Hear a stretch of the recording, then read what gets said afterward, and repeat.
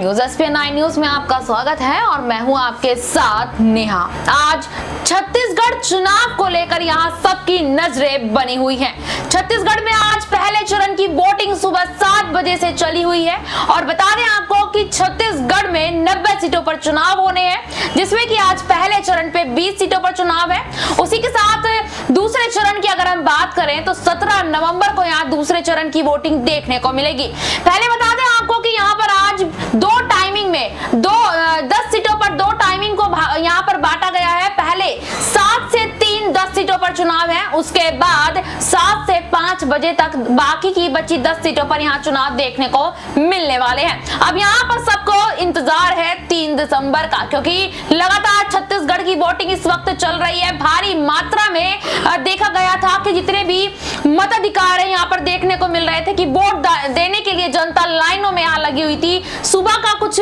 Video सामने यहाँ पर आया था कि सुबह 7 बजे बुजुर्ग महिला और बुजुर्ग व्यक्ति भी लंबी कतार में लगते यहाँ पर नजर आए थे। हालांकि यहाँ पर बुजुर्गों की अलग से लाइन यहाँ पर देखने को मिली थी, लेकिन सुबह देखा गया था कि काफी ज्यादा जोश में जो है जनता नजर आ रही थी। जनता को देखकर यहाँ ये भी कहा जा रहा था कि शायद छत्तीसगढ़ में इस बार बदलाव भी हो सकता है, क्योंकि यहाँ बदलाव का जो मुद्दा उठा है वो इस वजह से यहाँ पर उठा है, जो छत्तीसगढ़ के CM है भूपेश बघेल, उनके ऊपर यहाँ जो घोटाले का नाम सामने आया है, 508 करोड़ रुपए का जो नाम उनके ऊपर यहाँ पर आ रहा है महादेव ऐप को लेकर, उसमें कितनी सच्चाई है कितनी नहीं ये तो जांच होने के बाद पता यहाँ चलेगा। लेकिन एक कहावत है कि आग वहीं लगती है जहां चिंगारी होती है, तो भूपेश बघेल का नाम अगर आया है तो कहीं ना कहीं भूपेश बघेल उसमें कहीं ना कहीं देखा जा रहा है कि उनका नाम आने के पीछे कुछ ना कुछ बड़ा कारण तो यहाँ देखा गया होगा। इसी बीच आपको बता दें कि आज यहाँ पर EVM को लेकर भी बातचीत हम करने जा रहे हैं, क्योंकि आपने देखा होगा कि जब भी कोई विधानसभा का चुनाव नजदीक आता है या फिर होने वाला होता है, उससे पहले EVM की गड़बड़ी और EVM के साथ छेड़छाड़ को लेकर तमाम मुद्दे सामने आते हैं। इसी बीच आपको बता दें कि आज छत्तीसगढ़ के साथ मिजोरम का भी चुनाव है। मिजोरम में देखा गया है कि मिजोरम में एक ही यहाँ पर चुनाव देखने को मिला है, लेकिन यहाँ मिजोरम में जब मिजोरम के जो CM है वो यहाँ जब वोट डालने गए तो उस वक्त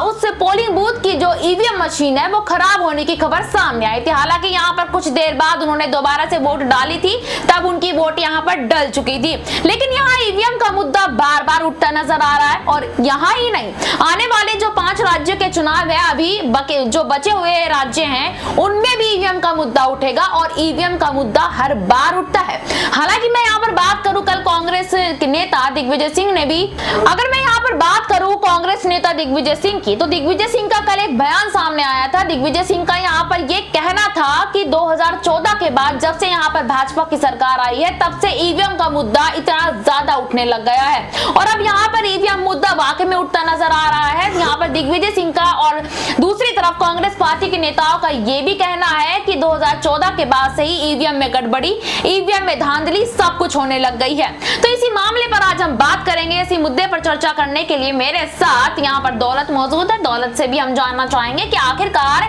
EVM का मुद्दा इतना ज्यादा पेचीदा क्यों होता जा रहा है। दौलत, और जैसे कि आज छत्तीसगढ़ का पहला चरण है और मिजोरम भी यहाँ पर एक ही चरण में चुनाव यहाँ देखने को मिला है, तो क्या EVM का जो छेड़छाड़ वाला मुद्दा यहाँ पर सामने आ रहा है, क्या वाकई में इसमें सच होता हुआ ये नजर आ रहा है? जी, लगातार यहाँ पर हम EVM का मुद्दा जब भी चुनाव आते हैं हम देखते हैं, क्योंकि यहाँ पर 2014 से एक ऐसी लहर चली है कि यहाँ पर कि जब भी भाजपा सरकार में आती है या जब भी भाजपा कहीं राज्य में अपनी सरकार बनाती है तो उन पर यह आरोप लगता है कि यहाँ पर केंद्र सरकार ने कहीं ना कहीं जो है छेड़छाड़ वोटिंग मशीनों के साथ की है, EVM के साथ करी है। ये आरोप लगातार विपक्ष लगाता रहा है और ये कंटिन्यू 2014 से यही आरोप लगते रहे। और अब जब चुनावी माहौल है, 5 राज्यों में विधानसभा चुनाव यहाँ पर एक साथ हो रहे हैं, यानी एक ही महीने में ये सारे चुनाव जो है 5 राज्यों के निपटाए जा रहे हैं, तो ऐसे में कहीं ना कहीं ये बड़ा मुद्दा उठ जाता है EVM का। और इसके ऊपर दिग्विजय सिंह ने अपना बयान दिया। इसको लेकर खबरें भी आई कि कई जगह यहाँ पर खराबी भी जो EVM मशीन में देखी गई। जब खुद CM मिजोरम के वोट डालने गए तो वहां पर मशीन में खराबी देखी गई और लगातार ये मुद्दा जो है उठता रहा है, क्योंकि यहाँ पर केंद्र सरकार को घेरने घेरने की लगातार कोशिश यहाँ पर कांग्रेस करती हुई नजर आती है। और जो बाकी घटक दल इंडिया अलायंस के, क्योंकि 2024 को लेकर इंडिया अलायंस बन चुका है, लेकिन राज्य में तो चुनाव लड़ रहे हैं, लेकिन इंडिया अलायंस ये चाह रहा है कि 2024 से पहले बीजेपी को किसी ना किसी मुद्दे पर कमजोर किया जाए। और कई बार हमने इस तरीके से देखा है कि ईवीएम की जांच की बात की जाती है, ईवीएम में क्या गड़बड़ी है उसका पता लगाओ, इस चीज की बात की जाती है। और साथ ही साथ ईवीएम के साथ देखा जाए तो कई सारे ऐसे मुद्दे जुड़ जाते हैं जो कहीं ना कहीं केंद्र सरकार की छवि को खराब करते हैं। यानी जनता के बीच ये मैसेज जा रहा है कि चुनाव जीतने के लिए ईवीएम के साथ गड़बड़ी यहाँ पर जो है सरकारें यहाँ पर कर रही है। ये बड़ा इल्जाम यहाँ पर बीजेपी के साथ लगता है और जनता भी कहीं ना कहीं सोचने को मजबूर हो जाती है यहाँ पर कि अपने आप को ईमानदार बताते हैं, सामाजिक संस्कृति वाली सरकार अपने आप को बताते हैं, लेकिन जब चुनाव जीतना होता है तो ईवीएम का सहारा लिया जाता है, बैलेट पेपर से चुनाव करने की बात यहाँ पर लगातार कही जाती है। लेकिन देखा जाए तो एक सवाल बीच में लेना चाहूंगी, माफ करना दौलत, यहाँ पर आपने बैलेट पेपर का जिक्र किया है, क्या जिस तरीके से यहाँ पर बार बार विपक्षी पार्टी की तरफ से ईवीएम को लेकर भाजपा को वो तंज कसते हैं, भाजपा का नाम बार बार यहाँ पर आता है, तो क्या चुनाव आयोग आने वाले समय में, मतलब इस बार के लोकसभा चुनाव के बाद जो विधानसभा चुनाव आएंगे, लोकसभा चुनाव आएंगे, क्या वो बैलेट पेपर से चुनाव लड़ने का फैसला ले सकते हैं चुनाव आयोग यहाँ पे? देखिए कई बार ये मुद्दा उठा है कि बैलेट पेपर से चुनाव हो, क्योंकि ईवीएम के साथ छेड़छाड़ हो जाती है, ईवीएम कई लोग लेके भाग जाते हैं। बंगाल में हमने ये तस्वीरें देखी थी जब वहां पर विधानसभा चुनाव हुए थे कि ईवीएम को लोग लेकर भाग जाते हैं, उस पूरी मशीन को। तो यहाँ पर बैलेट पेपर को लेकर बड़ी चर्चा यहाँ पर बनी हुई है और यहाँ पर निर्वाचन आयोग के ऊपर भी दबाव लगातार विपक्षी दल डाल रहे हैं कि आप बैलेट पेपर के बारे में क्यों नहीं सोचते। अगर हम लगातार शिकायत ईवीएम मशीन के बारे में करते हैं तो यहाँ पर निर्वाचन अधिकारियों को सोचना चाहिए, उनके ऊपर लगातार दबाव विपक्षियों का रहता है। तो देखा जाए लिहाजा यहाँ पर चुनाव से पहले ये मुद्दा तो गर्म हो ही जाता है कि आखिर ईवीएम मशीन में गड़बड़ी है कि नहीं, लेकिन ये मुद्दा बदल भी जाता है जब यहाँ पर विपक्षी दल के लोग जीते हैं। तो ये मुद्दा हम देखते हैं कि ईवीएम का मुद्दा कोई नहीं उठाता, वहां कहते हैं कि लोकतंत्र की जीत हुई, जनता ने एक अच्छा चुनाव किया।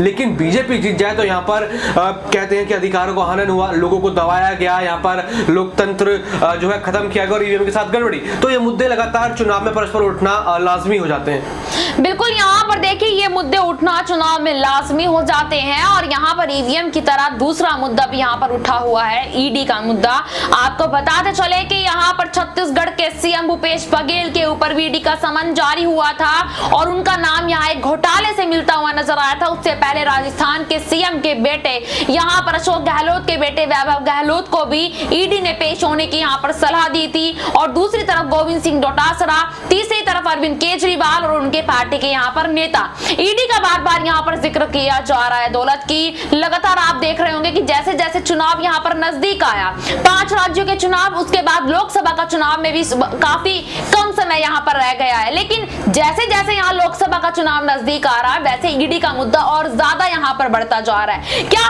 ईडी की जो शक्तियां हैं उन पर पाबंदी यहाँ पर लगनी चाहिए? क्योंकि कुछ विपक्षी पार्टियों के नेताओं का यहाँ पर कहना है कि ईडी अपनी शक्तियों का दुरुपयोग यहाँ पर कर रही है और यहाँ पर यह भी देखा गया है कि केंद्र सरकार पर भी हमला बोलती आई है कांग्रेस। उनका कहना है कि यहाँ पर केंद्र सरकार जो है और खासकर भाजपा पार्टी का नाम उन्होंने लिया है स्पेशली कि बीजेपी यहाँ पर जितनी भी जांच एजेंसियां उनका सहारा लेकर विपक्षी पार्टियों को हटाना चाहती है, लोकसभा के मैदान में खुद अकेले यहाँ पर लड़ना चाहती है। इस पर आप क्या कहना चाहेंगे? देखिए चुनाव से पहले सबसे पहला मुद्दा तो ईवीएम मशीन का और उसके बाद ईडी का, और हमने देखा भी है कि ईडी कार्रवाई लगातार चुनाव के समीप आसपास चलती रहती है। हमने राजस्थान में देखा, यही हमने दिल्ली में मंजर देखा कि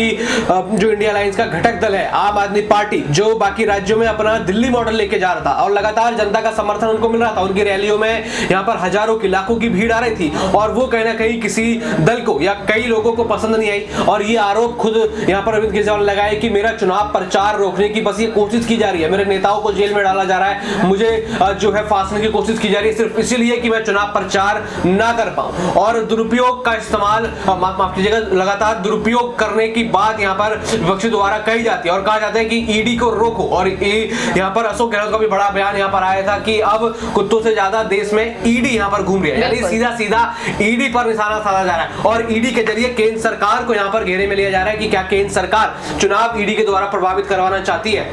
बिल्कुल, यहाँ पर देखिए ईवीएम फिर ईडी और दोनों ही चीज काफी ज्यादा यहाँ पर देखा जा रहा है कि ईवीएम को लेकर तो अब रोजाना कोई ना कोई खबर सामने आती ही रहेंगी जब तक यहाँ चुनाव खत्म नहीं हो जाएगा। छत्तीसगढ़ का आज पहला चरण है, 17 नवंबर को दूसरा चरण है, मिजोरम का आज एक ही चरण में में चुनाव यहाँ पर खत्म हो जाएंगे। उसके बाद आपको बता दें यहाँ पर कि 17 नवंबर और उसके बाद 25 नवंबर, उसके बाद 30 नवंबर, ये तीनों तारीख को चुनाव यहाँ पर होने हैं। मध्य प्रदेश, राजस्थान, छत्तीसगढ़ का चुनाव है ही, और साथ ही साथ यहाँ पर मिजोरम का देखने को मिला कि आज यहाँ पर चुनाव। लेकिन 3 दिसंबर को क्या होगा ये देखना काफी ज्यादा दिलचस्प होगा, क्योंकि इन पांचों राज्यों के जो नतीजे आएंगे वो 3 दिसंबर को आएंगे। लेकिन तब तक ईवीएम को लेकर कितनी खबरें सामने आती हैं, कहां ईवीएम की धांधली को लेकर बातें सामने आती, ये देखना भी बाकी होगा। इस रिपोर्ट को लेकर आपकी क्या राय है कमेंट बॉक्स में जरूर बताइएगा और देखते रहिएगा SPN9 न्यूज। धन्यवाद।